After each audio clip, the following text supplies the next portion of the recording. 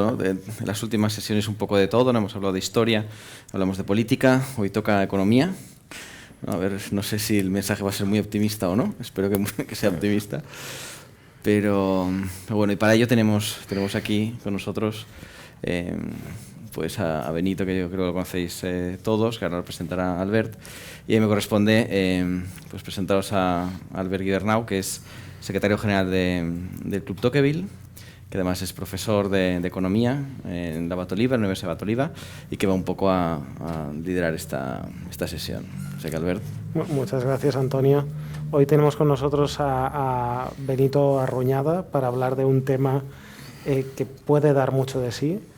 No nos centraremos tanto en la situación actual de la economía catalana, que es muy conocida por todos, sino hablaremos sobre todo de cómo se ha llegado hasta aquí y hacia dónde puede evolucionar la situación.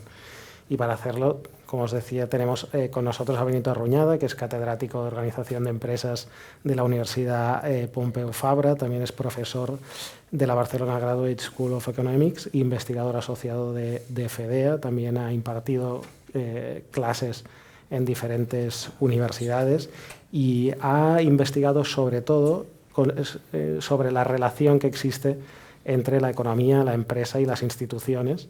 Y esto es, a mi parecer, lo más interesante de la sesión de hoy, cómo la acción política, cómo la política económica puede incidir en la actividad económica de una región y de un país.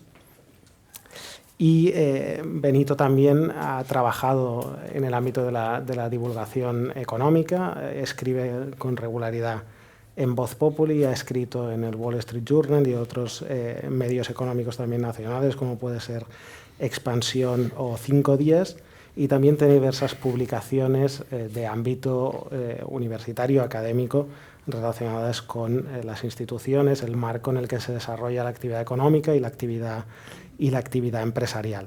Entonces, para no extenderme más y no robar tiempo a la presentación y al posterior diálogo, yo quería hacer esta primera pregunta, y es cómo hemos llegado hasta aquí. Antes de que pueda responder Benito, uno de los atributos suyos que más admiro es que es una persona pragmática. Entonces, le animaré a que utilice ese pragmatismo en el análisis de la situación económica en Cataluña, sus derivadas sobre cómo hemos llegado hasta aquí y las posibles consecuencias o hacia dónde puede evolucionar. Bueno, la pregunta es complicada, ¿no? Déjame sacar la chuleta a ver qué... Te digo, bueno, intentaré responder a la pregunta, pero, o por lo menos plantear una hipótesis de por qué hemos llegado hasta aquí, ¿no? Esta mañana estaba pensando, me gustan las metáforas, y cuál sería la metáfora adecuada de dónde estamos, ¿no? Y en parte, conocéis la de Buffett, la de eso de nos pilla la crisis nadando desnudos, baja la marea, ¿no? Baja la marea y nos pilla... Se ha utilizado mucho para España, España está ahí, pero ¿y Cataluña? Hombre, hay una metáfora quizá también de agua, muy mediterránea, ¿no? Que aquí en el Mediterráneo tenemos estas rieras tan peligrosas, ¿no? La economía catalana la han dejado aparcada en la riera. La hemos dejado aparcada en la riera. Y ya está llegando la riada, ¿no? Ha llegado como el COVID y ha venido una riada está viniendo una riada muy fuerte, ¿no? Pero la pregunta importante es ¿por qué? ¿Por qué aparcaron mal? ¿Por qué aparcamos mal, si queremos pensarlo así? Todos somos responsables, ¿no? Unos más, otros menos. Hay un elemento, o sea, ¿hacia dónde va la economía catalana? Una respuesta gallega, y yo soy medio gallego, a la pregunta es, ¿por qué me lo pregunta? O sea, que si estamos en un mundo global, ¿qué es eso de hablar de la economía catalana? Hombre, es obvio, sí, hay que hablar de la economía catalana, lo mismo que de la española. ¿Por qué?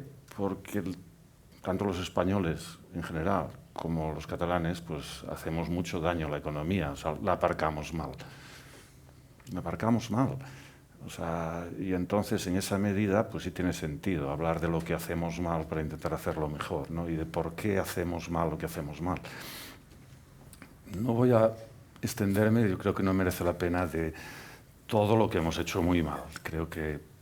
Espero que la audiencia, ustedes compartan conmigo muchos de los diagnósticos que se pueden hacer, ¿no? Pero algunos de los datos que a mí mismo me ha asombrado en los últimos meses, por distintas investigaciones que he hecho al tocar la realidad catalana, me encontré con que el 25% de las ocupaciones que ocurren en España, ocupaciones de inmuebles, el 25%, la cuarta parte, sucede en Cataluña. Madrid el 10%. O sea, no nos engañemos, no es solo un asunto de dumping fiscal, ni mucho menos. Ni mucho menos, ¿no? Convivencia o confianza en las instituciones. Cataluña es la única comunidad autónoma donde la población confía más en el gobierno central que en el gobierno autonómico. Claro, los partidarios del gobierno autonómico dirán, bueno, pero esa es la mitad de la población que no cuenta. Esa respuesta lo único que hace es confirmar un gravísimo problema, mucho peor todavía, que es la profunda brecha, la profunda división sociológica, política, económica que existe en Cataluña, que además se ha agravado en los últimos años. La movilidad social, en los años más o menos de la autonomía, se ha reducido. Tenemos una autonomía que prácticamente solo tiene apellidos catalanes. Hay un estudio maravilloso, publicado en una revista Top 5 de economía, de Mayagüel, antiguos compañeros míos, Mayagüel y Xavier Rodríguez Mora, donde ponen esto en evidencia, tanto la menor movilidad social como el hecho de que las instituciones políticas catalanas están en manos de apellidos catalanes, con todo lo que eso comporta. Básicamente están en manos de la mitad con más educación y más renta de la población catalana, ¿no? Entonces hay una brecha que además se está ampliando, que tiene probablemente mucho que ver, o desde luego hay que tenerlo en cuenta al responder la pregunta que planteabas, ¿no? Pero tengo unas notas prolijas y obviamente en el tiempo limitado que tenemos voy a intentar dar unos flashes solo en el orden que tengo aquí para ser un poco exhaustivo, no exhaustivo pero por lo menos ordenado, ¿no? Mire, la riada está llegando. No sé si han visto, hace 15 días, muchos macroeconomistas negaban lo de la inflación. Esto es temporal, no sé qué, el Krugman. Ha habido un artículo de Larry Summers, en el antiguo ministro de Economía de Clinton, nieto de 2 premios Nobel de Economía, o sea, una persona demócrata, de mucho prestigio, un artículo en el Washington Post que ha hecho cambiar, en Twitter se notaba, muchos de los economistas convencionales españoles dejaron de decir que la inflación era transitoria. La inflación está para quedarse y hay mucha gente muy competente, como Larry Summers, que está aterrada. Entonces, claro, la inflación, recordemos, porque la gente aquí parece que se ha olvidado, la inflación es terrible, ¿no? La inflación, malas noticias, va a requerir una recesión para frenarla. Va a requerir una recesión para frenar la inflación, porque claro, si no la frenas estás en Venezuela o en Argentina, que es donde querrían estar algunos de nuestros ministros y expresidentes de gobierno, claro. Ahora, buena noticia, la UE no nos va a dejar hacer eso. De hecho, ha habido ya un indicio, porque cuando hay inflación surge la caza de brujas, ¿no? La caza de brujas, con la energía ha pasado. Algunos de estos ministros quieren ya cazar brujas. Sube el precio de la energía y enseguida se ponen a los beneficios, no sé qué, en plan argentino. Y vino la Unión Europea, les ha parado y han cambiado, ¿no? Ha sido muy rápido, muy positivo, muy positivo, ¿no? Si quieren otros indicios positivos de la inflación, hombre, la inflación va a facilitar que a los funcionarios no reduzcan los sueldos. De hecho, este año, que nos habían subido el sueldo, en términos reales ya nos lo han reducido. Porque claro, con una inflación que va a ser de 5 o 6 y una subida de sueldo de, no sé, del 1%, del 0,95, no sé qué, pues la pérdida de sueldo real es del 5%. Hay ese ajuste por ilusión monetaria y demás. Lo mismo va a ocurrir un poco con la deuda. Claro, el coste es tremendo. El coste es que si ustedes tienen dinero en los bancos que encima están pagando comisiones, pues bueno, están perdiendo. Vamos, y la gente hoy no sabe dónde meter el dinero. Claro, dicen que hay burbujas, sobre todo inmobiliaria, en Madrid, ¿no? Pero, lógico, porque el real estate, los inmuebles, han sido tradicionalmente una buena cobertura, un buen hedge contra la inflación. Tradicionalmente, con lo cual, y además todo depende del precio al que compren, o sea que no estoy dando ningún consejos. Esto lo tenemos ahí. A largo plazo hay incluso una cuestión más delicada que tiene también que ver con la inflación, pero que es como un motor de inflación. Y es que, si se dan cuenta, ¿qué ha pasado con el COVID? Con el COVID hemos reincidido en políticas de demanda. O sea, el estado del bienestar crea una brecha enorme entre demanda y oferta. Demanda insatisfecha, a todos los niveles. Quiero más educación, quiero más salud, quiero más de todo, más vivienda. Los jóvenes españoles, ¡ay, es que no podemos pagarnos los sueldos de Malasaña, en Madrid! Bueno, vaya usted a Getafe. No, quiero vivir en Malasaña. Y entonces viene el gobierno y ¿qué hace? Claro, hay dos opciones. Actuar sobre la oferta o sobre la demanda. Actuar sobre la demanda. Les da subvención, les da 500 euros de subvención. Política absurda. En este caso, lo único que vale es para que el propietario del piso cobre más, porque la oferta es rígida. Pero esto ocurre en todos los planos, en todos los planos. O sea, quiero más educación, ¿qué hago? Abro más escuelas.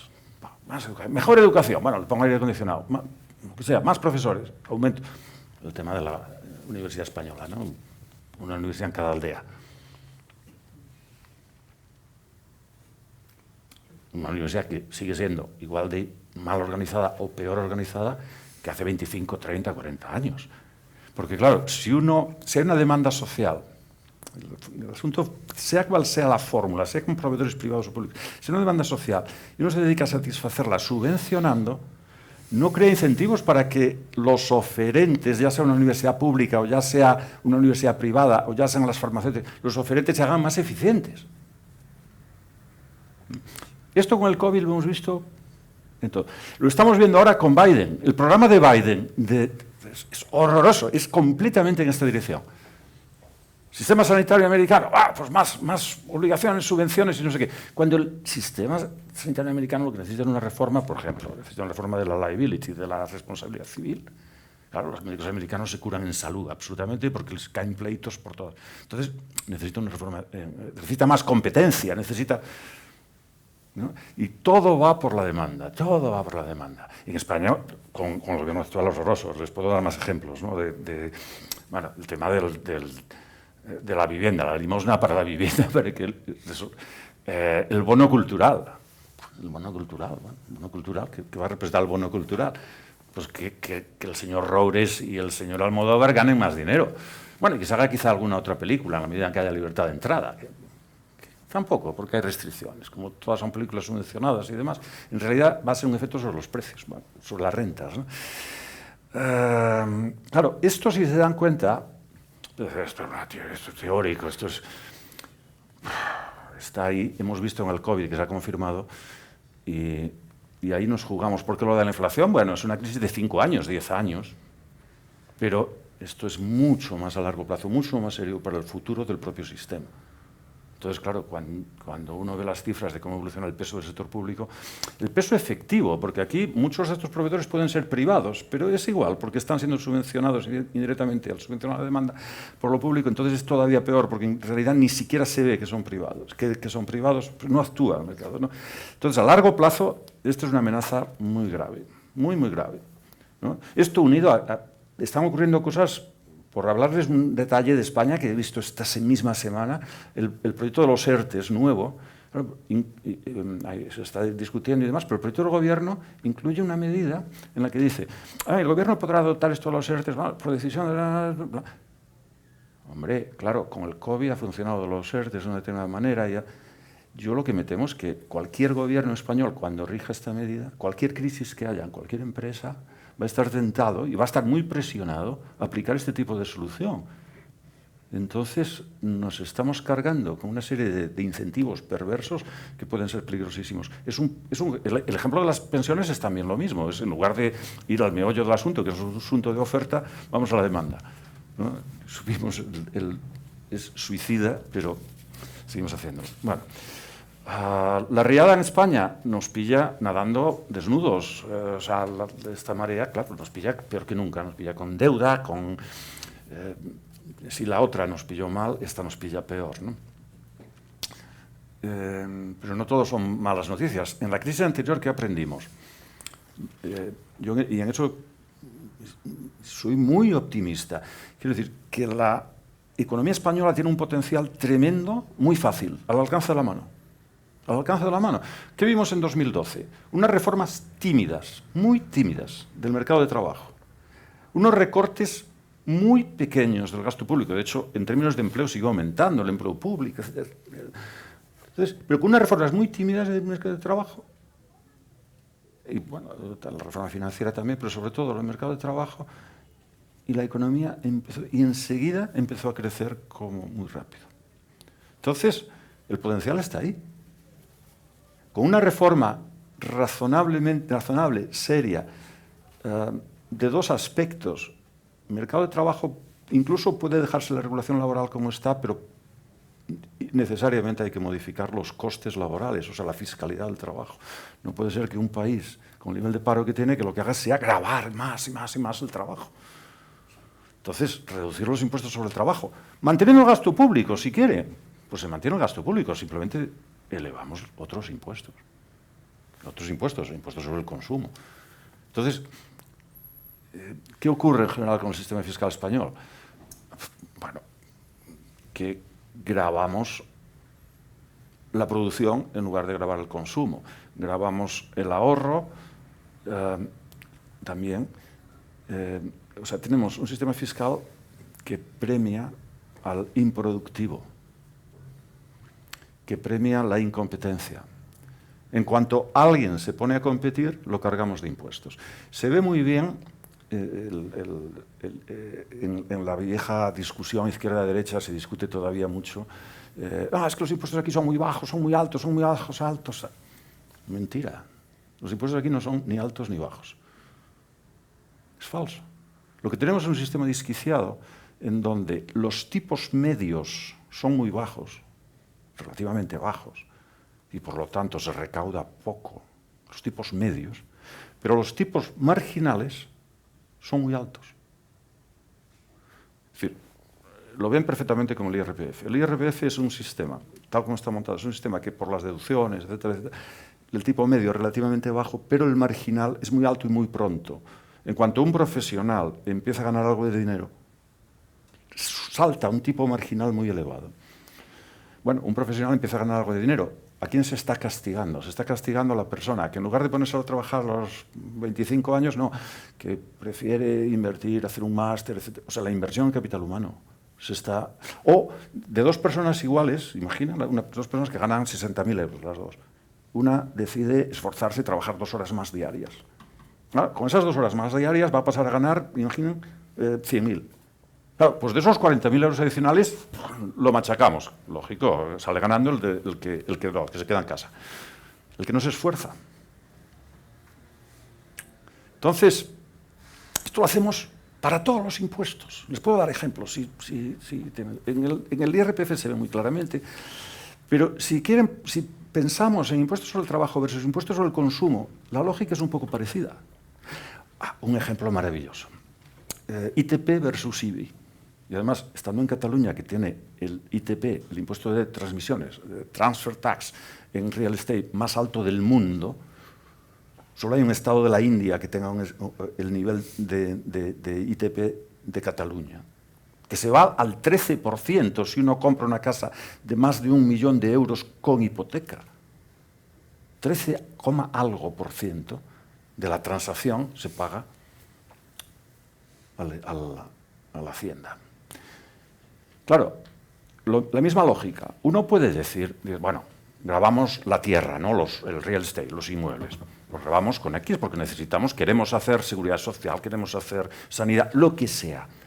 Bueno, son 2 impuestos los que actúan sobre la tierra. Uno es un impuesto sobre las transmisiones, sobre las transferencias, y otro es un impuesto sobre la tenencia, ¿no? Entonces, ¿qué ocurre en un país como España? Que el impuesto sobre la tenencia, el IBI, es relativamente bajo. Y el impuesto sobre transmisiones es increíblemente alto. En la mayor parte de Estados Unidos, el impuesto de tenencia, el equivalente al IBI, es sustancial, muy sustancial. 10, veces más alto que en España. A esas magnitudes, más, 15 veces más alto. Pero el impuesto de transmisiones, la última vez que lo miré, no llegaba al 1% en ningún sitio. Hay estados en donde es el 0, otros el 0,25. Lógico que los americanos cambien de vivienda cada 7 años de media. ¿Aquí? No, aquí no. Aquí uno vive en la casa de sus abuelos. Lógico. Y uno, si tiene una casa vacía, pues la deja vacía. Bueno, porque además podríamos hablar del contrato de alquiler, también es inviable, ¿no? Pero aunque, imaginen que no hay... La deja vacía, porque mejor esperar. Porque claro, si la vende y después lo va a comprar para que la use su hijo, no sé qué, cada transacción, 13%. Esto, además de que la construcción de viviendas tiene unos impuestos descomunales, esto además de que el impuesto de los valores de la sentencia del Constitucional, etc. El de los solares, perdón, no de valores, de los solares, o sea, el incremento de precio de los solares. Esto es también un impuesto indirectamente a las transmisiones. Entonces, dense cuenta, ¿quién en la sociedad sale castigado con el sistema español? Sale castigada la persona móvil, la persona que compra, vende, el traficante, digamos, el especulador. Pero claro, el especulador es el que agiliza el movimiento de los recursos en la economía. Pero más obvio, sale castigado la persona que hoy trabaja en Barcelona y mañana en Madrid. Sale castigado el inmigrante. O sea, las personas que introducen movilidad, los emprendedores, digamos, son los que salen castigados. ¿Quién sale beneficiado indirectamente? Bueno, la persona estática, la persona que tiene muchas relaciones y sigue viviendo pues, en el piso de sus padres y en un piso... Esto tiene connotaciones y tiene una correlación obvia. Somos una sociedad muy personalista, entonces es lógico que sea así, pero la consecuencia que tiene es paralizante. Por ejemplo, una consecuencia en el desempleo. Claro, si uno queda en paro aquí en Barcelona, le ofrecen un empleo en Madrid, pues es clase media, tiene una vivienda y demás, mejor no se va a Madrid, ceteris paribus, porque claro, va a tener que pagar un montón de impuestos, va a tener que vender aquí, pagar, bueno, nominalmente lo paga el comprador, pero es igual, lo paga el comprador, pero eso representa que va a tener menos dinero en la venta, ¿no? Entonces, dense cuenta, pero es la misma lógica, es una lógica anticompetitiva. Entonces, toda nuestra fiscalidad está montada con una lógica anticompetitiva. Modificábamos estos parámetros, la economía, o sea, estamos claramente jugando a la economía, tomando decisiones económicas con las piernas atadas y los brazos atados. ¿Por qué? Porque somos tontos, porque nuestros políticos son tontos, ¿verdad? Esta es la explicación que da todo el mundo, es que los políticos son tontos, que no tienen ni idea, etcétera, etcétera. Muchos de mis colegas, de los economistas, es que no saben, los regeneracionistas, ¿no? Que no saben. No, nuestros políticos son nuestros esclavos, quizá en ningún país tanto como en España. Los políticos hacen lo que dicen las encuestas, quizá demasiado. Entonces, la reforma del 2012 se hizo a contrapelo, o sea, Rajoy, ¿no? Que nos lo expliquen, yo no me creo que, no sé, habrá que ver qué dice el libro de Cayetana, pero no me creo que, si dice algo de eso, ¿no? Pero no me creo que Rajoy quisiera hacer la reforma laboral, o sea, y al final hizo la mínima, podría haber hecho mucho más de reforma laboral. No, pero es que además las encuestas, la Demoscopia nos dice que no queremos reforma laboral, no la queremos. 2013, una encuesta de la Fundación BBVA. No, que mayoritario, absolutamente nada de liberalizar el mercado de trabajo. Entonces, no hay tiempo, pero en paréntesis piensen por qué, sin embargo, tenemos un mercado de servicio doméstico tan liberalizado, totalmente libertario, ¿eh? Eso da una idea también de lo que es nuestra sociedad. Consumimos más servicio doméstico que ningún país en Europa. Y tenemos un mercado de servicio doméstico laboral completamente liberalizado. No le llamamos despido, le llamamos desistimiento. Incluso tenemos una teoría laboral, jurídica, para camuflar lo que en realidad hacemos en ese mercado. O sea, lo que estoy tratando de decir es que los valores culturales de nuestra sociedad son esos. Son muy estatistas y no encuentro una palabra suave, muy hipócritas. Muy cortoplacistas, muy miopes también, pero muy hipócritas, ¿no? Entonces, la literatura habla mucho de la envidia. Yo estoy tentado a pensar que juega un papel. Desde luego, nuestra fiscalidad claramente es una fiscalidad envidiosa, una fiscalidad donde al que intenta competir le hacemos pagar un precio muy alto económico, en todos los sentidos. Al que intenta competir, al que se mueve, al que se muda de una ciudad a otra, etcétera, etcétera. Entonces, estos valores, yo me he hartado de escribir sobre esto, ya no escribo más sobre este tema. Otro día me decían de una editorial que tenía que hacer un librito sobre este asunto, no sé qué. Digo, no, porque la gente no quiere oírlo. No quiere oírlo, entonces no se va a vender. Es que, bueno, razonable. Sí, es razonable, claro que es razonable. Pues mete el dedo en la llaga. Pero no queremos verlo. No queremos verlo. Entonces, bueno, ¿somos así de malos? Sí, pero últimamente, a raíz del viaje de Zapatero a Venezuela, me di cuenta de una cosa, que muy obvia, pero que es que me parece detestable que este hombre esté haciendo ese papel, o sea, absolutamente. Pero por otro lado, tiene una interpretación, si uno piensa, decir, vamos a ver, Zapatero está ayudando a Maduro, claramente, ¿no? Creo. Y con él, bueno, pues el ex vicepresidente del gobierno, el señor Iglesias, que encima estaba financiado por Maduro, ¿no? O sea, entonces, dice, bueno, esto es muy triste, muy grave, puede ocurrir cualquier cosa. ¿No? Si esta gente está... Hombre, no. ¿Por qué? Porque esta gente ha estado en el gobierno y no nos ha llevado a Venezuela ni a Argentina. Y esto, no sé si es que me agarro a un clavo ardiendo, pero el hecho es que han tenido el poder y casi, no sé si alguno de sus sueños, pero no parece que, sobre todo Zapatero, no parece que tuviera tentaciones serias de salir del euro, que es lo que sería el primer paso para claramente llevarnos a Venezuela sin petróleo y una Argentina sin recursos, etcétera, ¿no? No, creo que no, claramente no, y además creo que hay un motivo muy fuerte, y es que la sociedad española no pasa por ahí. Quiero decir que esta sociedad española, que tiene estas preferencias y demás muy contradictorias y que llevan a ponerse a sí misma unas restricciones que claramente inciden en un progreso muy lento, esta misma sociedad española sí tiene claro que quiere ser europea, tiene una intuición de que, y no toleraría un gobierno populista a ese gran nivel de riesgo. Y creo que en esta opinión coinciden pues, los inversores, coincide la gente que está realmente poniendo dinero en España, etcétera, comprando nuestras empresas, comprando... Entonces, esta valoración del aspecto cultural español, que en buena medida es aplicable, como ahora intentaré explicar, a Cataluña, porque, en términos de valores y culturales, simplemente Cataluña es más española que el resto de España. Quizá podría añadirse en el peor sentido de la palabra, ¿no? Entonces, en estas dimensiones que he dicho, más estatista, etc. ¿No? Más fiscalidad envidiosa.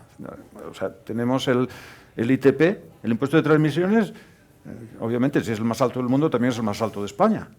Madrid me parece que tiene el 7. Nosotros empezamos en el 10. Claro, 3 puntos, que es notable, ¿no? Entonces, bueno, ¿qué pasa con Cataluña?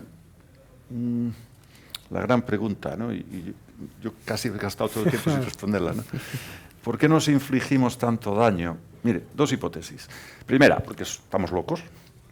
O sea, se han escrito libros sobre esto, ¿no? Tobeña, por ejemplo, un psiquiatra de la Autónoma, tiene un libro sobre la locura.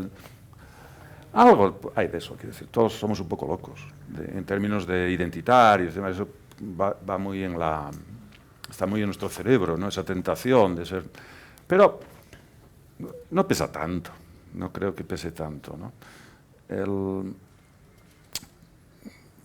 Además, uno se hace muy identitario si la identidad está subvencionada, y aquí lo está, claro, el lujo subvencionado. A la hora de pagar un precio por la identidad, un precio real, lo que es mi interpretación de lo del 2017 es que a la hora de pagar el precio real no se ha estado dispuesto a pagarlo, en absoluto. O sea, nadie ha estado dispuesto a mover un dedo real por eso, ¿no? Una cosa es salir en manifestación de fiesta y otra cosa es salir en manifestación cuando la situación se tensa mínimamente, ¿no? Incluso hay autores que piensan que esto fue el asunto decisivo del desenlace, ¿no? Entonces, y otros hechos. En el 2017 no se menciona muy a menudo, aunque esta semana se ha mencionado algo, pero es que los depositantes huyen mucho antes que los bancos. Son los depositantes los que arrastran, o sea, es la huida de depósitos que está vaciando las arcas de los bancos catalanes y de los bancos judiciales catalanes. Es esa huida de depósitos la que arrastra a las modificaciones y a la huida de las empresas, ¿no? Entonces, más que este factor más o menos identitario, psicológico y demás, yo creo que simplemente hay fallos de la política. Fallos de la política. Nosotros los economistas hablamos mucho de los fallos del mercado. El fallo del mercado es, bueno, cuando se rompe la cadena descubierta por Adam Smith entre que el bienestar individual lleva al bienestar colectivo. Uno tomando decisiones individuales, el panadero, el carnicero, buscando ese beneficio, eso contribuye al bienestar colectivo, ¿no? Claro, eso se rompe en el mercado porque hay fallos, hay efectos externos, fallos de asimetría de información, etc. Pero lo mismo ocurre en política. En política, las decisiones individuales, persiguiendo el bienestar individual en política, pues no contribuyen al bienestar colectivo. Pues la primera, la más básica de todas, es ¿para qué me voy a informar si mi voto vale solo un poquitín y no? ¿Para qué me voy a informar? No me informo. ¿Para qué voy a ir a votar? No voy a votar. Un asunto que pesa mucho aquí en Cataluña, porque buena parte de la población, digamos, sin representación política, es voluntaria, porque se abstiene. Entonces, y hay parte de responsabilidad en esta brecha que les decía, ¿no? de falta de representatividad de la población castellano hablante. Entonces, más fallos de la política. Hombre, el separatismo ha estado muy bien pagado y sigue estando muy bien pagado. Entonces, lógico, es una cosa...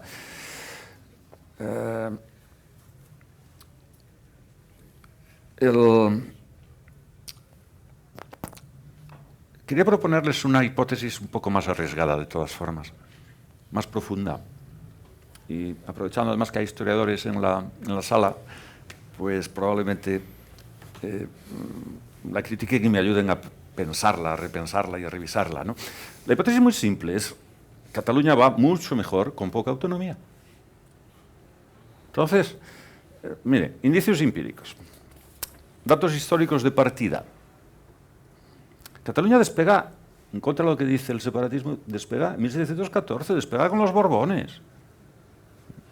O sea, Cataluña en 1714 es más o menos, es un 7% del PIB y de la población. 7%. Un 7%, para que se hagan una idea, es lo que pesa en PIB, pero también en demografía, lo que pesan Galicia y Asturias juntas hoy.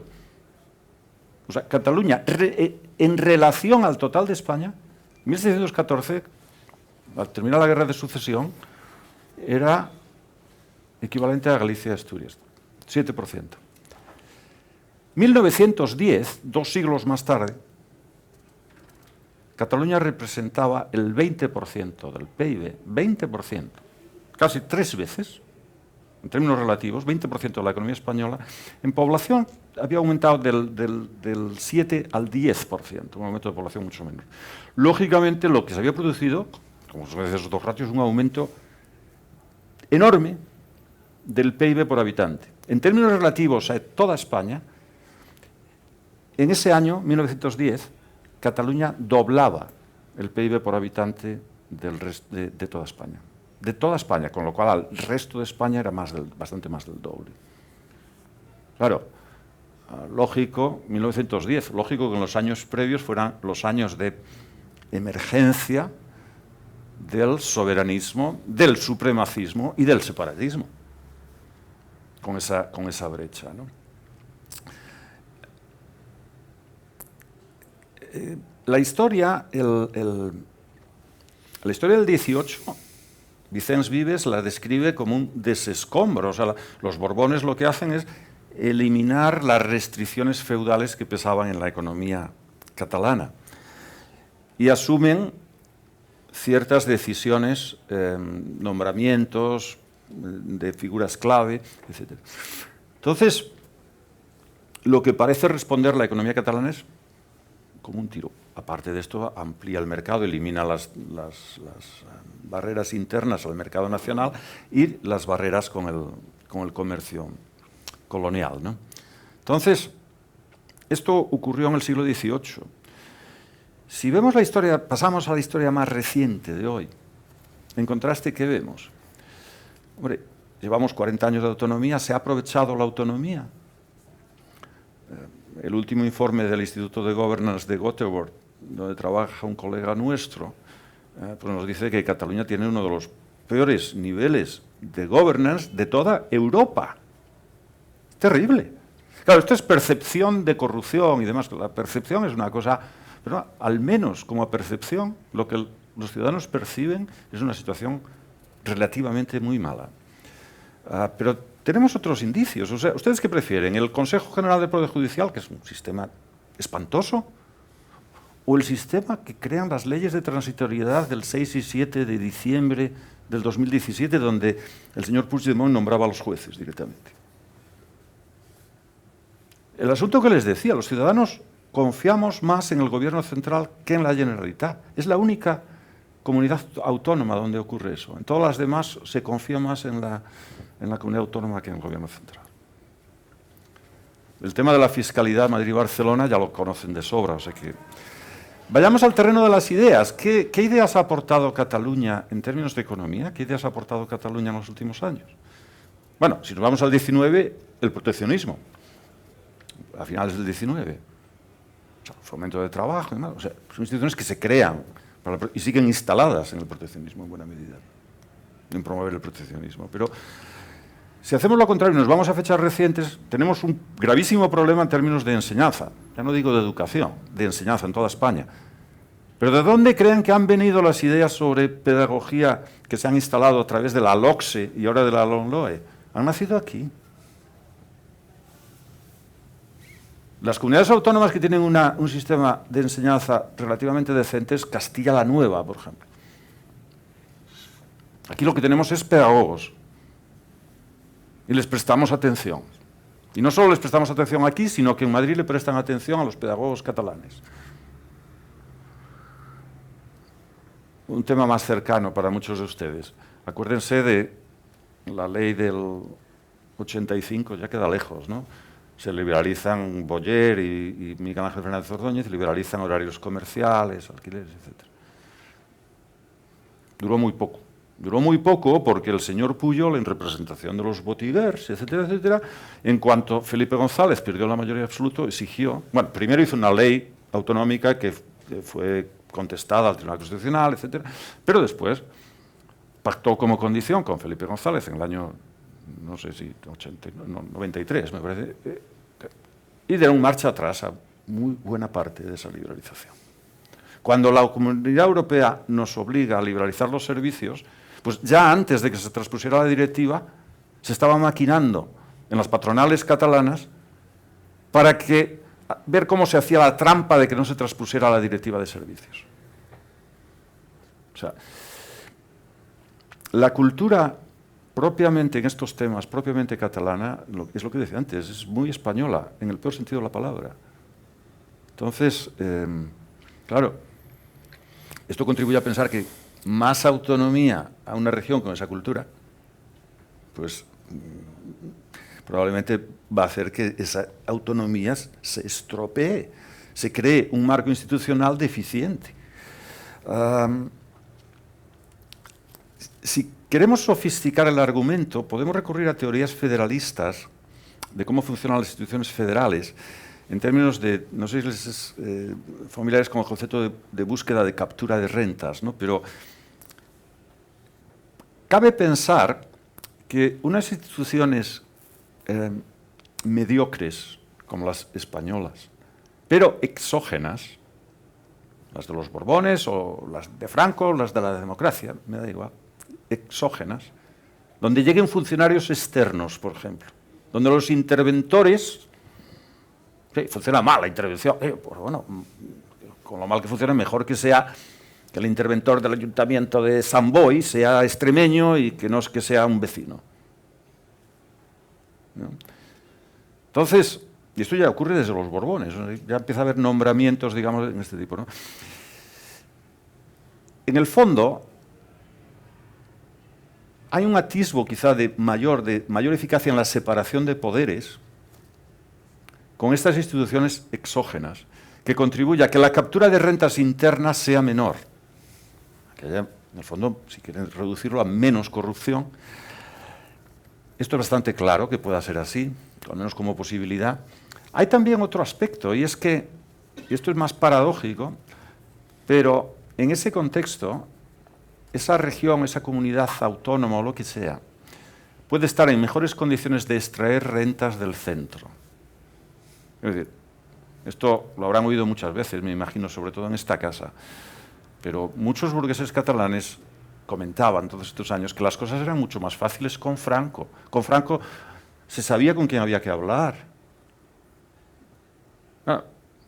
Uno puede extender este argumento y decir, hombre, claro, es que primero se sabe con quién hay que hablar, todo está más concentrado, entonces si tienes poder, y el poder te viene de la economía, de la propia importancia de tu economía, si tienes poder puedes extraer mejores condiciones.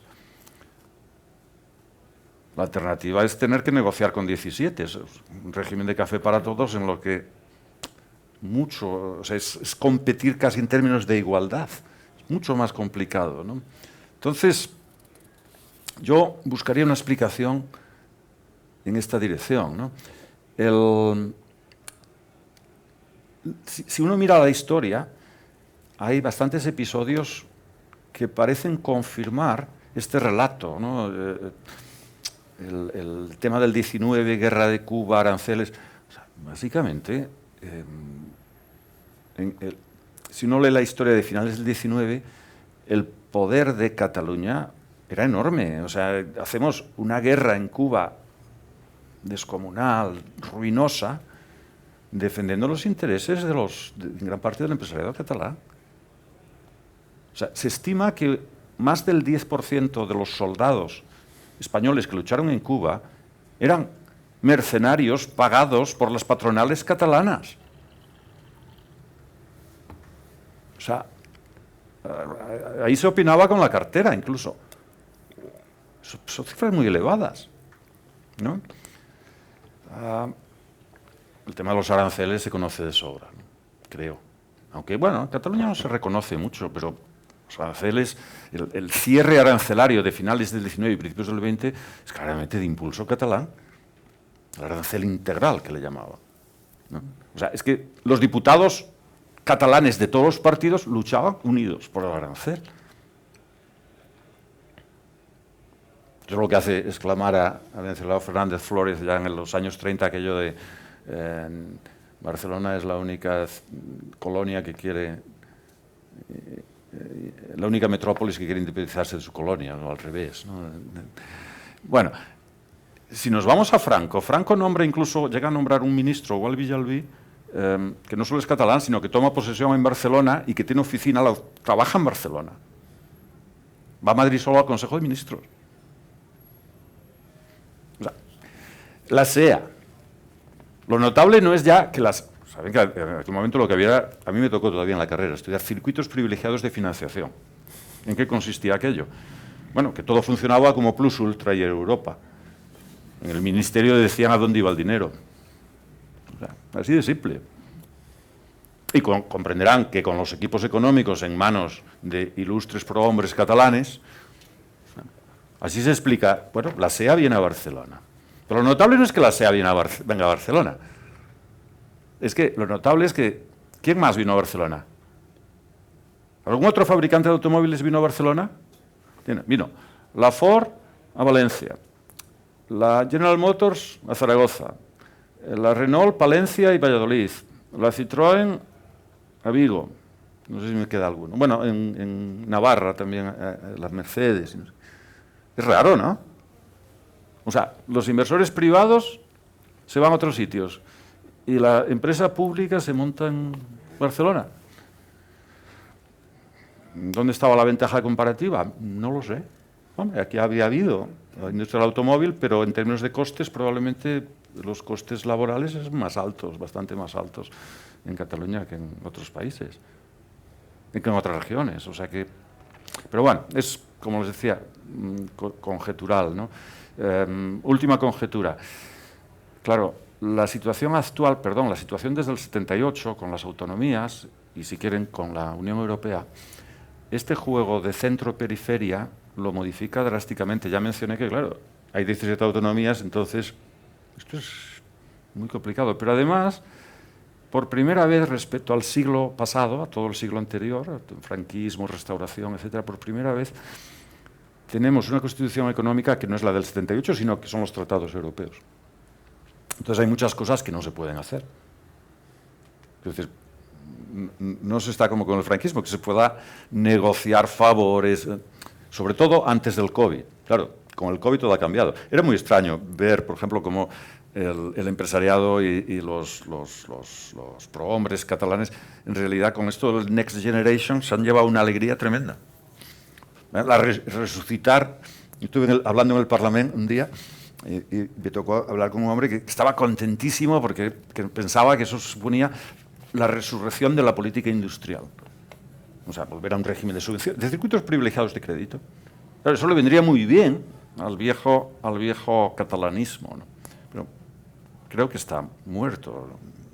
No vamos a volver ahí, a pesar de que la Unión Europea, con esto del Next Generation, ha hecho, a mi juicio, claramente un error garrafal.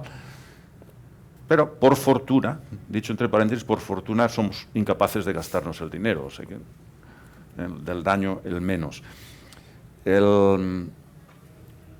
Hay otro fenómeno con esto de la liberalización que se ha observado en otros países, y es que cuando un país tiene barreras arancelarias muy altas, cuando se reducen esas barreras, quienes suelen sufrir son las regiones, y si quieren las personas, que lo estaban haciendo mejor. Lo cual es lógico, esto ha ocurrido, se ha medido mucho en Brasil, por ejemplo. Viene a ser lógico que Cataluña, que estaba en una posición mucho mejor, pues salga menos beneficiada de esta, en realidad, porque mucho de ese proteccionismo pues le beneficiaba particularmente, ¿no? Un último aspecto. No hemos hecho una reforma laboral. Es decir, la adaptación de nuestra economía de mercado a la realidad actual está incompleta. En la transición, uno de los costes de la transición y de lo pacífica que fue la transición es que, en esencia, y esto es un poco escandaloso, dicho así, pero en esencia no es que tengamos las leyes franquistas, tenemos las leyes que ya empiezan en 1900 con Eduardo Dato. O sea, ya antes de la Guerra Civil teníamos unas leyes laborales muy intervencionistas comparado con otros países. Entonces, en la transición, eso no se toca. Básicamente no se toca. El Estatuto de los Trabajadores sigue impidiendo la libertad contractual, con el añadido de que además permite una gran libertad de actuación sindical, que incluye pues, el uso ocasional de formas de semiviolencia, etcétera, ¿no? Claro, este aspecto, que no lo he rastreado, no sé cuál es, en términos de las ideas, la participación, digamos, catalana en el proteccionismo laboral, en la sobreregulación laboral. Pero este aspecto ha perjudicado notablemente a la economía catalana. ¿Por qué? Porque era una economía industrial. Era una economía industrial. Entonces, lo lógico sería que al liberalizar siguiera siendo una economía industrial, porque todavía tenemos ventaja comparativa para ser una economía industrial. Pues como Chequia. ¿Qué ocurre? Que con nuestra regulación laboral no es así. Y con nuestra regulación laboral las industrias huyen a menos que las subvenciones. O sea, cada vez que se produce, cada vez que SEA tiene que reinvertir, pide subvenciones porque si no dice, no, es que no me voy. Ocurre lo de Nissan, que se ha ido, ¿no? Entonces, hemos hecho que la industria, con esa regulación laboral, hemos hecho la industria que podría tener ventaja comparativa, la hemos hecho inviable. En toda España. Pero claro, mucho más en una región como Cataluña, que era donde estaba más instalada, donde probablemente los costes laborales, por diversos motivos, también eran más elevados. digamos, lo que le ocurre a la Citroën, lo que le ocurre a Vigo. En Vigo se están yendo, llevan años yéndose, 10 años, 12 años, están yéndose, los fabricantes de componentes están yendo al sur de la frontera. Pero si le ocurre a Vigo, que tiene unos costes laborales X, pues ¿cómo no le va a ocurrir a Cataluña, que tiene unos costes laborales X más 25 o 30%? ¿No?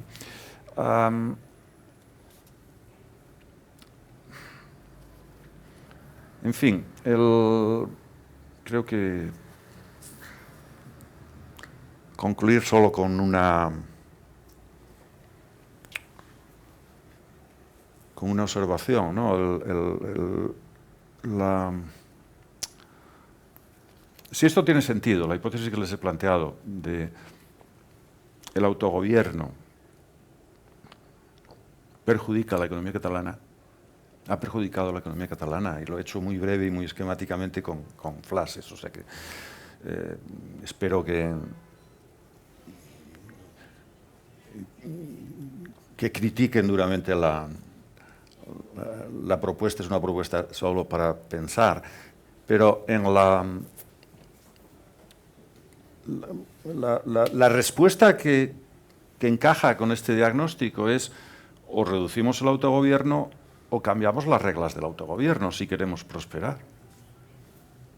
¿Cómo hacer? La pregunta normativa entonces sería: ¿cómo hacer? Reducir el autogobierno probablemente no es contemplable, ¿no?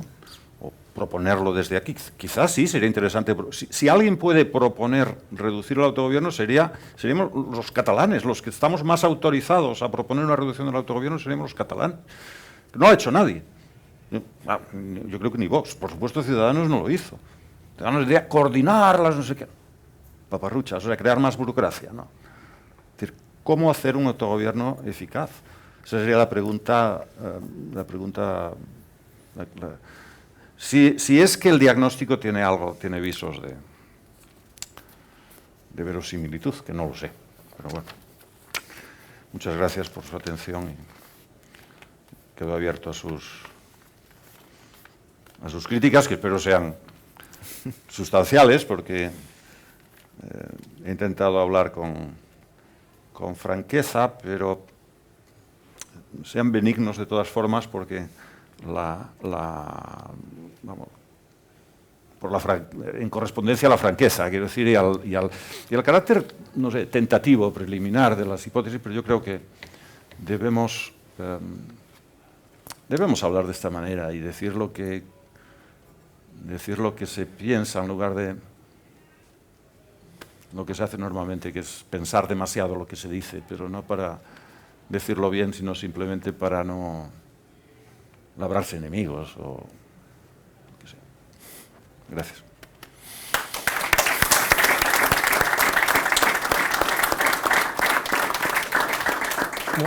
Muchas gracias, Benito. Yo creo que el libro que has comentado sí que es interesante y sería de mucha ayuda que lo pudieras escribir.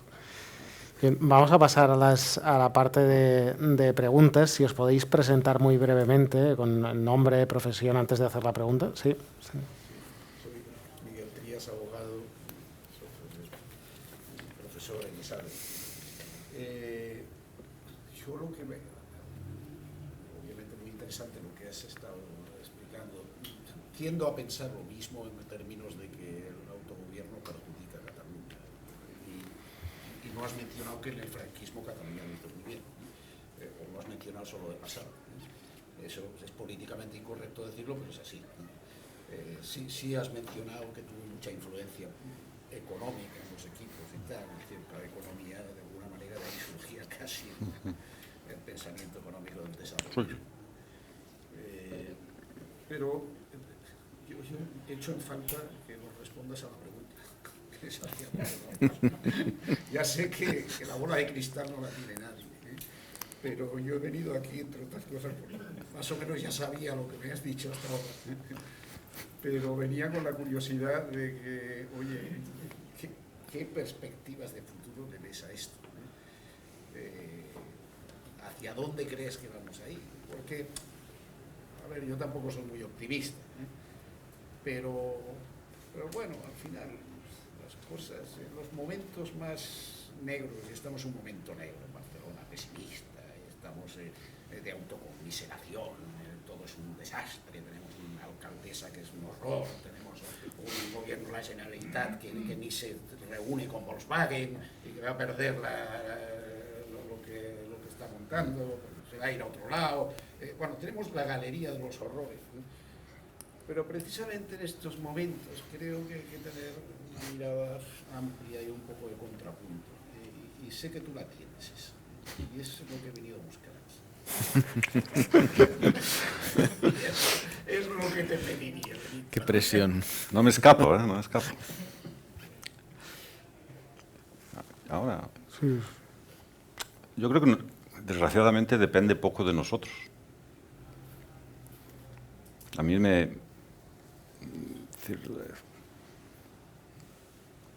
ha decepcionado más la Unión Europea que Pedro Sánchez en estos 2 últimos años. Lo he insinuado, lo del Next Generation me parece un disparate, que además se corresponde muy poco con las prioridades de la economía española y de la sociedad española. Por lo tanto, es para nosotros doblemente disparatado. Pero básicamente es que hemos seguido optando por no tomar nosotros las riendas. Claro, esto es una respuesta en clave española. Hasta en cierta medida casi podemos decir lo mismo si lo hacemos en clave catalana, ¿no? Cataluña, incluso a 2 niveles, podríamos decir que depende de lo que decida España, de lo que decida el gobierno de España, ¿no? También está supeditada a eso. Quiero decir, ¿cómo podría hablarse de que Cataluña ha reducido su independencia en esta medida con el proceso? O sea, el nivel de endeudamiento de la Generalitat es descomunal, etc. O sea, quiero decir que gran parte, hay un paralelismo, ¿no?, entre esta situación de mayor endeudamiento, el paralelismo del gobierno español, del Reino de España, pero dentro respecto a la Comunidad Europea, y de la Generalitat de Cataluña respecto al Reino de España, ¿no?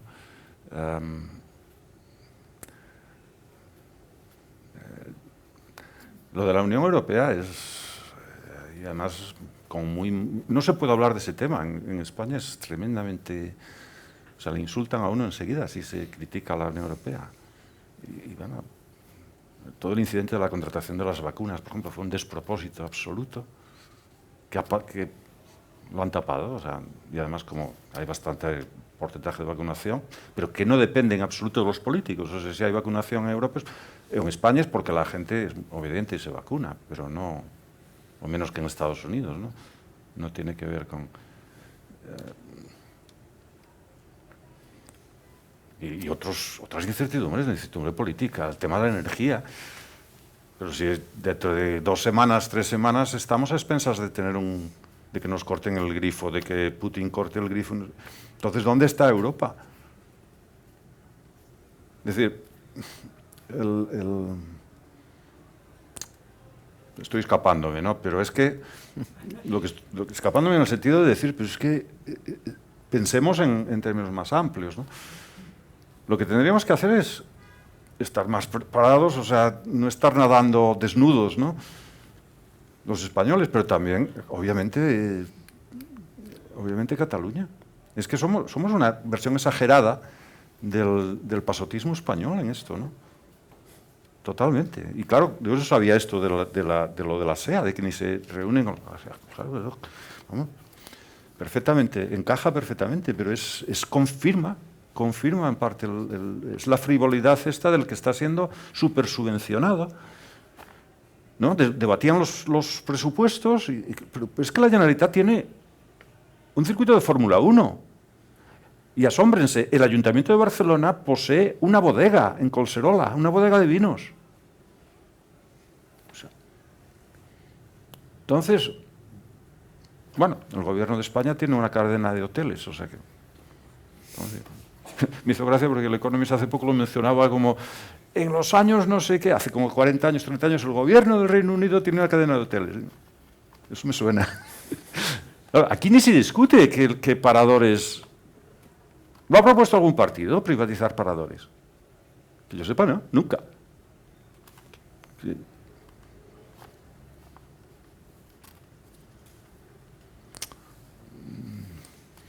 Tono esperanzador, pues lo que es lamentable, pero que al final quiero creer que la gente tiene ese sentido común por ser europeos, por no sé qué, de que ciertas cosas no se van a tolerar. Pero no sé, con las cifras de... ¿Qué va a hacer el primer ministro alemán?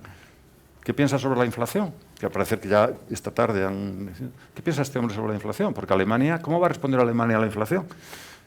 Sabemos lo que los alemanes que habían vivido la experiencia de Weimar y todo esto pensaban en la inflación, pero las jóvenes generaciones son tan...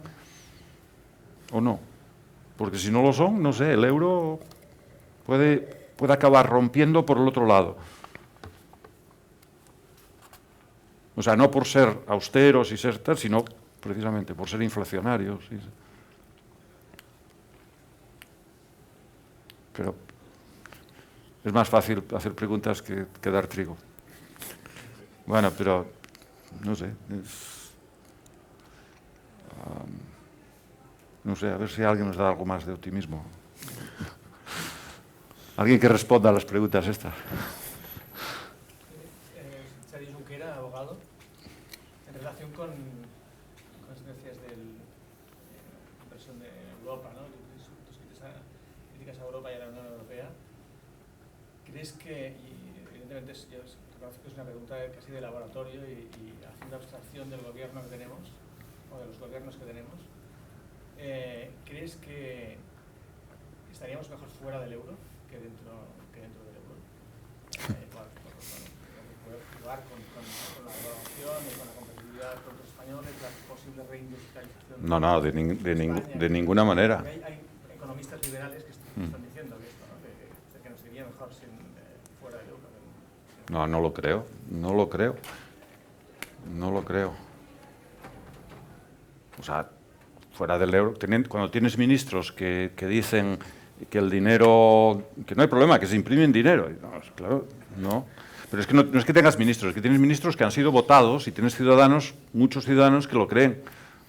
Entonces, no. Yo lo que quiero creer es que esos ciudadanos que han votado a esos ministros y a otros muchos ministros, seguro que hay ministros, que hay gente en los partidos de derecha que piensan lo mismo, ¿eh? No.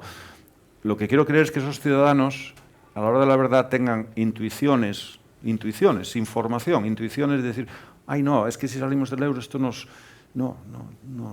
Y entonces, implícitamente, salgan en las encuestas, decir, la gente rechaza esto, entonces el gobernante decida que no. ¿Entiendes? Pero no, salir del euro sería estar fuera del euro sería un desastre, sería volver... O sea, teníamos una inflación del 28% antes de los pactos de la Moncloa. La respuesta a la crisis, ¿cómo respondió los últimos gobiernos de Franco a la crisis del petróleo? Cazando brujas, o sea, creando más inflación y haciendo fijación tonta de precios, ¿no? Que fue la tentación de Pedro Sánchez, bueno, de parte del gobierno de Pedro Sánchez, con esa propuesta que hicieron de la energía, pero dieron marcha atrás, ¿no? De expropiación de beneficios, etc. Bueno. Entonces, ahora, de todas formas, la Unión Europea, la manera en que ha movido todo el tema de ayuda al COVID, pues, y sobre todo cómo ha utilizado, porque lo que ha pasado es que se ha utilizado la excusa del COVID para avanzar una agenda ecologista, una agenda de digitalización, etcétera, que probablemente es ruinosa y especialmente dañina para un país como España, porque, o sea, contaminamos menos que Alemania. Alemania sigue produciendo energía eléctrica quemando carbón. Entonces, claro, es decisión nuestra, tontería nuestra. Pero en este aspecto de la energía, de todas formas, yo me imagino, no sé lo que dicen las encuestas, pero que la opinión pública habrá cambiado también mucho en España. Por ejemplo, el asunto de la energía nuclear, sabemos que en la Unión Europea también se ha decidido considerarla verde y demás, pero en la propia España se está empezando a pensar de otra manera. Era hora.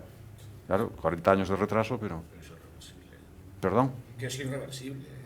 Ahora no se pueden volver a poner en marcha las nucleares. Las nucleares. No, pero bueno... Hemos perdido la tecnología, hemos perdido... No, la decisión de las nucleares fue nefasta. Pero se volverá a ir por ese camino. Yo lo que he notado es un cambio en la opinión pública sobre esta materia. Ahora queda muchísimo por recorrer. Vamos, es que si es un país donde es imposible poner un molino de viento, pues imaginemos la discusión de montar una nuclear. Claro. Pero bueno, por lo menos se podrá, no sé, reinvertir en una nuclear o ya construida o hacer...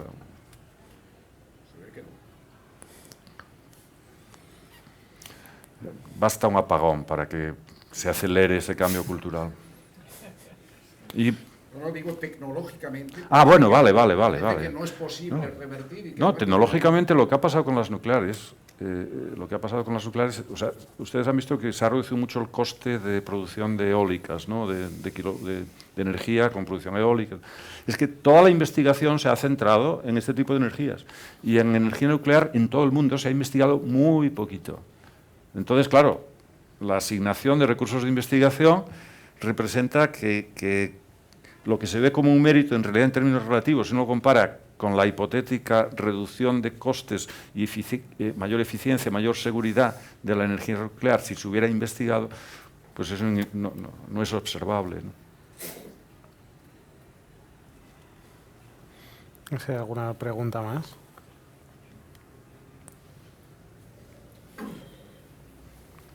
Sí, soy patólogo, profesor.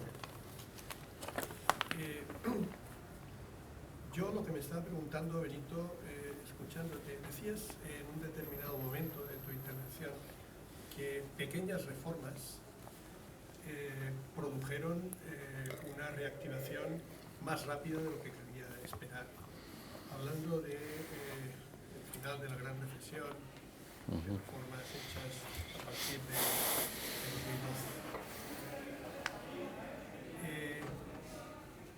2012. Realmente estamos en una situación en la que la clave posiblemente es si vamos a ser capaces de hacer reformas grandes o aunque sea pequeñas en una dirección de reactivación y recuperación real de nuestra economía. Y esto plantea grandes preguntas en el terreno de la economía política, es decir, cuáles son los incentivos que van a existir para que eso se produzca. Yo veo algunas tendencias que podrían jugar a favor. Una de ellas la has apuntado tú y es la inflación, que si efectivamente va a mantenerse o ha llegado para quedarse, que es la expresión que tú utilizabas, va a deteriorar significativamente la capacidad de España para financiar su gigantesca deuda, que ha crecido, pues, me parece que era el 35% del PIB en 2008 y estamos en el 125% y subiendo. Por lo tanto, tenemos un problema que mientras la economía no ha sido inflacionista, es más o menos soportable, pero que va a dejar de serlo radicalmente. Por otro lado, en otro orden de cosas muy distinto, el propio cambio en el gobierno alemán, que de hecho se va a producir de manera inminente y todo apunta a que quien va a tener la responsabilidad económica en el gobierno alemán no es precisamente un gran partidario de los estímulos tal como han venido siendo aplicados. Por no hablar de que el Banco Central Europeo necesariamente va a tener que plantearse hacer frente a la inflación de alguna manera. Y bueno, todo esto, ¿en qué medida piensas que puede llevar a que al menos algunas pequeñas reformas se aborden? Claro, en este sentido, tú decías, tenemos un sistema fiscal que no es ni grande ni pequeño, tenemos una fiscalidad que no es ni excesiva ni insuficiente, está mal distribuida la carga fiscal. Bueno, a mí me da la impresión de que, contra lo que suele decirse cuando se habla de presión fiscal, en sentido bruto, los datos de esfuerzo o sacrificio fiscal en España no son nada benévolos. Es decir, cuando comparamos la presión fiscal con el PIB per cápita, estamos bastante machacados. Es decir, estamos más machacados que la mayor parte de los países con los que podemos comparar. El recorrido de reformas por la vía del ingreso me parece relativamente limitado, por no hablar de que dice, por ejemplo, Alsina en su libro póstumo, que optar por subir impuestos y no por recortar gastos produce menos efectos en términos de consolidación de las reformas estructurales, etc. Pero ¿en qué medida cabe prever una sociedad capaz de racionalizar, por ejemplo, el gasto público en el contexto en el que nos encontramos? No sé en qué medida esos estímulos que pueden venir de fuera van a ayudar a modernizar algunos aspectos clave de la economía española. La experiencia previa pues es halagüeña, en el sentido de que, en última instancia, cuando teníamos la prima de riesgo en 6 puntos, que puede ponerse en una semana, ¿no? De hecho, en marzo del 20 empezó... Lo que pasa es que el Banco Central Europeo actuó muy rápido, ¿no? Entonces, esto es así, incluso, de hecho, de no haber habido COVID, o sea, la frivolidad del gobierno de España ha podido ser mucho mayor gracias al COVID, a mi juicio. O sea, ha venido, en cierta manera, el COVID ha venido a salvarlo, ¿no? Porque el Banco Central Europeo ha comprado, bueno, las cifras son apabullantes, pero es que no está comprando solo deuda pública, es que muchas de nuestras empresas bandera su deuda está siendo comprada por el Banco Central Europeo. Entonces, simplemente hay inflación, lo lógico es tarde o temprano una subida de tipos. Mientras no se produzca la subida de tipos, de hecho la inflación está reduciendo el valor actual real de la deuda. Este es un aspecto que tampoco, si la inflación se sigue sosteniendo y se mantiene ese diferencial de tipos bajos, ahí en términos reales estaremos haciendo un buen negocio, ¿no? Lo que ha ocurrido en el 2012, de todas formas, es que las reformas que nos impuso la Unión Europea eran bastante limitadas. Lo cual es lógico, porque la Unión Europea al final se va a preocupar por el déficit, pero no se mete y no puede meterse tampoco porque daña mucho las perspectivas políticas de los gobiernos, si lo hace. Porque esas reformas son claramente en contra de la voluntad de los votantes de todos los partidos. Claro, la pregunta de fondo es, ¿podemos seguir viviendo, o sea, tomando las decisiones de esta manera, donde en realidad subcontratamos las decisiones, ¿no? Nos las toman fuera, o sea, como niños adolescentes? Claro, es una situación indeseable, a mí me parece,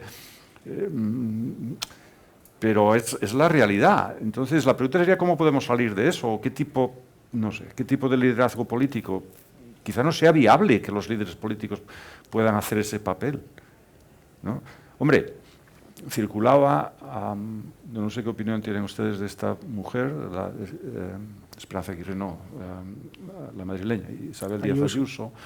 Alguien decía, esta mujer puede hacer con España lo que Esperanza Aguirre hizo con Madrid, que fue un poco meter una idea un poco liberal en la discusión política. Bien, independientemente de que uno sea ayusista, pepero o no, creo que incluso si es socialdemócrata, si fuera así, si metiera un poco de lógica liberal en el sentido de más racionalidad económica, simplemente, más entender, más que el ciudadano entienda pues que nada es gratis y que si esto fuera sería de mucha ayuda. Y quizá, yo lo estuve pensando algo y quizá como política podría ser un poco el equivalente de Felipe González, igual que Felipe González, digamos, educó a la derecha, Ayuso quizá podría educar a la izquierda, o aparte de la izquierda, de la socialdemocracia. Hablo de cosas muy sencillas, de tener un poco de sentido común en cuanto a que los servicios públicos hay que pagarlos y que, yo qué sé, pues que los peajes, pues es mejor que haya peajes, pero es que miremos donde miremos, o sea, España es un país con muy pocos peajes. Es un país donde no hay tasas judiciales y hay varios abogados aquí. Claro, es un disparate que no tengamos tasas judiciales. Esto produce una congestión y destroza el sistema judicial. Pero cuando se intenta hacer una reforma de tasas judiciales, ya vieron lo que pasó con Gallardón, era el que... y volvió atrás, una oposición tal, y se volvió atrás. Es otro caso. Bueno, y lo de los peajes, lo que está ocurriendo con los peajes. O sea, dentro de 2 años, 3 años, las autopistas, lo que eran autopistas, la de Zaragoza, por ejemplo, va a estar llena de baches, como están, no lo vi este verano, todas las autovías están llenas de baches.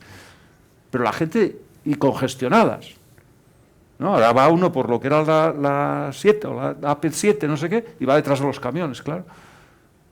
Bueno, pero somos los ciudadanos los que...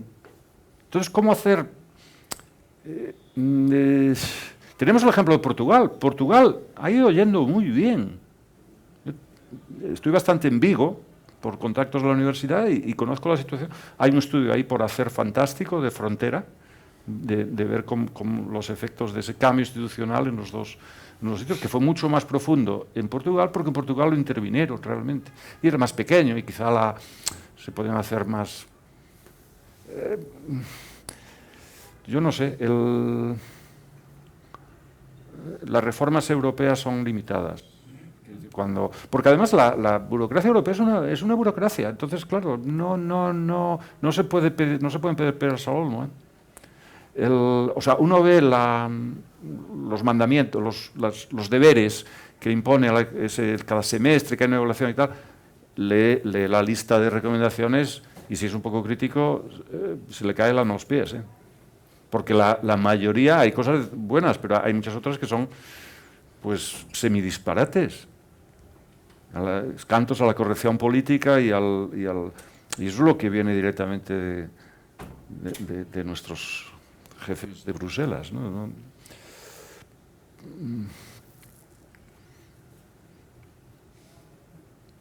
No hace falta gran cosa.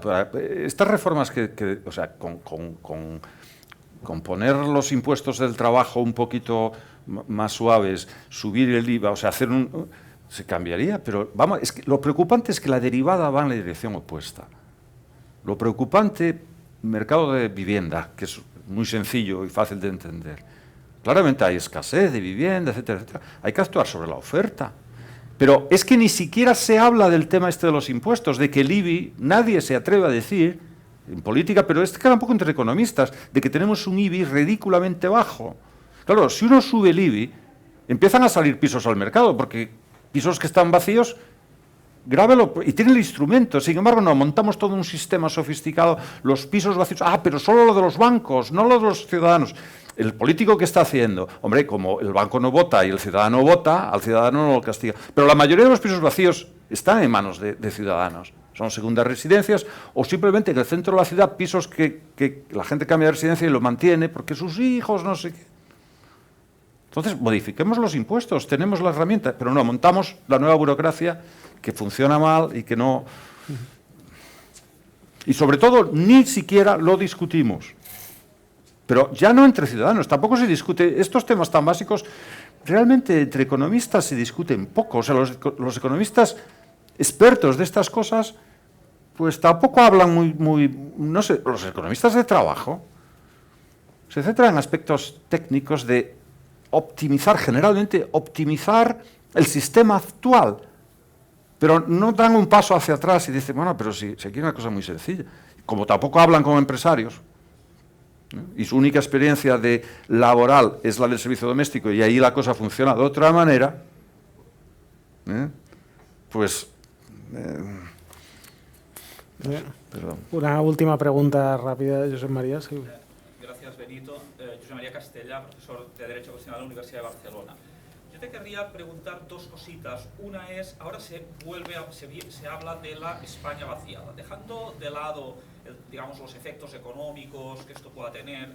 El aspecto político, al final, es otro triunfo, digamos, del modelo catalán, que era ir a influir a Madrid, y ahora esto se generaliza con la multiplicación de partidos provinciales que van a pedir qué pasa con lo suyo.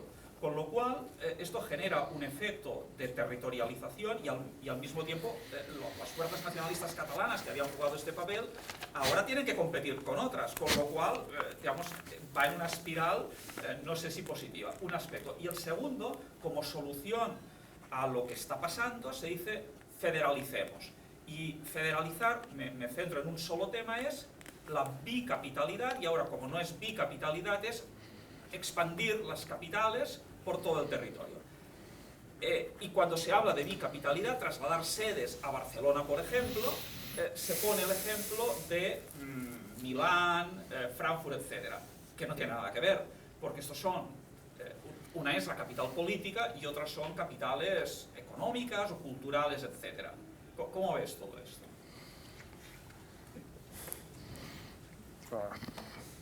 Lo de la capitalidad me parece muy bien, quiero decir, se puede contemplar todo tipo de soluciones, ¿no? Pero yo lo que me centraría es muchos de esos organismos, más que trasladarlos de sede, lo que habría que cerrarlos, en muchos casos. Senado, por hablar del más notable, estamos hablando de trasladar el Senado, por favor, cerrémoslo, es más sencillo. Y es bastante obvio, pero no hace nada. El sistema actual, ¿cómo funciona? No comparado con un sistema teórico, vamos a hacerle funcionar. ¿Qué garantía tengo de que va a funcionar? Entonces tenemos un grave déficit, etcétera. Cerrarlo. En cuanto a Barcelona, yo creo que me da la impresión, y por algunos indicios, se sigue comparando con Madrid. Ha perdido el partido. Barcelona ya no juega en la Liga de Madrid. O sea, Barcelona debería estar haciendo el benchmarking con Lisboa. En muchos efectos ha perdido también la Liga con Lisboa. O sea, los bufetes jurídicos españoles facturan, algunos de ellos facturan más en Lisboa que en Barcelona. Entonces, ahora, el tema divertido es el que mencionas, el café para todos, claro. Esto ya se ve venir, es decir, Pujol lo veía venir, ¿no? Pero no supo jugarlo, ¿no? Es endiablado. Es lógico, a mucho del soberanismo catalán siempre le ha molestado más, o sea, preferiría tener menos autonomía con tal de que el resto de las autonomías tuviera menos, pero esto puede deberse, fácilmente se atribuye, no, bueno, es que quieren diferenciación, es que, no, es que saldrían mejor, claro, es que en realidad estar con 17, ahora lo hemos visto con el tema de la financiación autonómica, etcétera. Ahora, de todas formas, yo creo que Cataluña está teniendo un trato muy de favor, ¿no? En el tema de los fondos de liquidez autonómica y todo eso, las cifras.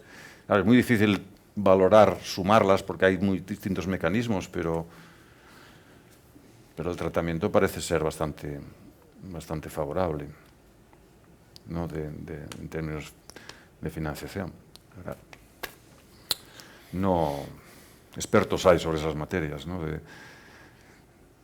La España vaciada es lógico, son de los costes del sistema. Es decir, yo soy nacido en Asturias, ¿no? Están oficializando el bable, por Dios. Y además no soy castellano hablante, quiero decir, soy de la zona occidental. Yo empecé a hablar castellano muy tarde. No saben cómo llamarle lo que hablamos en mi pueblo, pero quieren hacerlo oficial. Quieren hacerlo oficial una lengua artificial, no sé qué. Esto es en realidad una externalidad negativa de tener una constitución, la del 78, que bien podría ser llamada la Constitución catalana.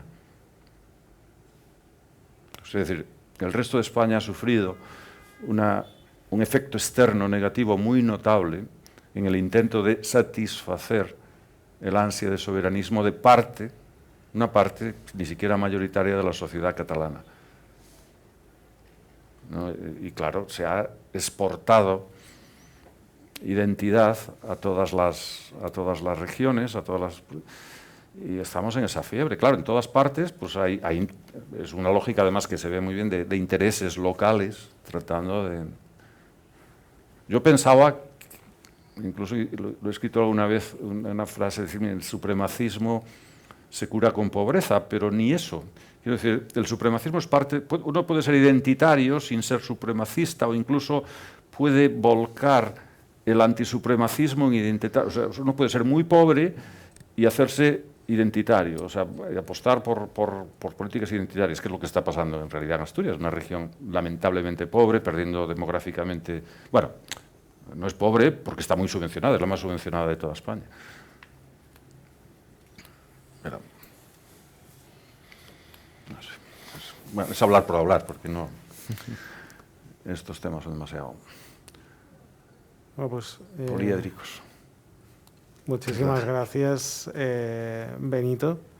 No sé si quieres comentar algo, Antonio. No, yo ahora simplemente recordar que si queremos seguir hablando por hablar, podemos cenar, ¿no?, con el ponente en el restaurante que está justo enfrente, ¿no?, cruzando el hall. Y nada, por mi parte simplemente daros las gracias, ¿no? Creo que ha sido muy interesante y espero que te podamos tener más veces aquí para darnos tu visión periódicamente. Pues muchísimas gracias, Benito, por estar aquí. Gracias a vosotros. Y solo recordar que la próxima semana tenemos un evento del Club Tocqueville, será una sesión con Josep María Bricay donde hablaremos de la figura de Tarradellas durante la transición, a la que os animamos a venir el próximo jueves, que es 2 de diciembre, en la librería Byron a las 7 de la tarde. Muchísimas gracias, Benito, por haber estado con nosotros esta tarde.